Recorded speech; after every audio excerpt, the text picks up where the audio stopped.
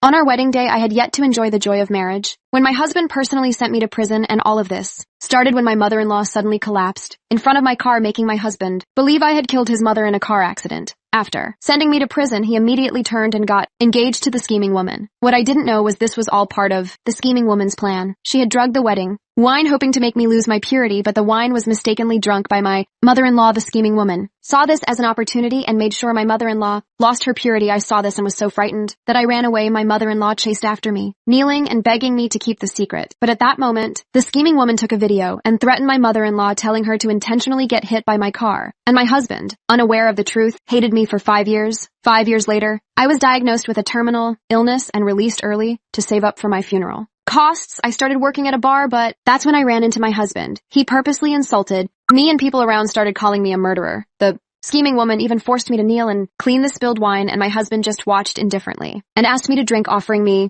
$10,000 for one glass. Even though I knew I shouldn't drink, I endured and drank for the money until I vomited blood and collapsed. The scheming woman finally stopped when my husband showed concern for me. The scheming woman lied, saying I was fine and just drunk, but my husband, still worried, didn't want me to stay in that place alone, so he had the driver take me back to his house. The next day when I woke up, I found myself in a familiar room. I endured the pain and got dressed to leave, but as I reached the door, my husband insulted me, saying if I was in need of money, I should stand at his door and watch him be affectionate with the scheming woman. Hearing this, my heart broke, but I silently endured. At that moment, the scheming woman pretended to sympathize with me, but my husband was even more determined to take revenge on me because he still believed I had cheated on him during the engagement banquet and intentionally killed his mother when she discovered us, and I, knowing the truth, could only silently endure. Soon, the engagement banquet between the scheming woman and my husband was held as planned. At the banquet, the scheming woman asked me to drink all the wine, saying she was afraid of getting drunk. Already ill, could barely endure the alcohol, but under my husband's permission, I had no choice but to keep drinking glass after glass until I couldn't bear it anymore and vomited blood. I couldn't stand it. I turned to leave, but the scheming woman called me and asked why I was still showing up in front of them. She then took off her engagement ring and threw it into the sink and turned around, accusing me of throwing it. When my husband came over, he immediately believed the scheming woman's words and forced me to jump into the sink and retrieve the ring. But when I retrieved it from the cold water, the scheming woman said she didn't want it anymore. I could only silently endure and hoped I could save enough money to quietly leave this world. Then one day, there was a fire at my husband's house. I risked my life and rushed into the fire 3 times to save him, but I fainted from severe burns. However, the scheming woman took advantage of the situation and took my husband away, pretending to be his savior. When my husband woke up, he mistakenly believed the scheming woman had saved him while he was recovering. He overheard the nurses discussing how I had gone into the fire 3 times to save him and might have been disfigured by the burns in a hurry. My husband went to check, and seeing that the scheming woman was unharmed, he thought he had misunderstood. Then, to thank the scheming woman for her help, he decided to marry her once he recovered, unaware that at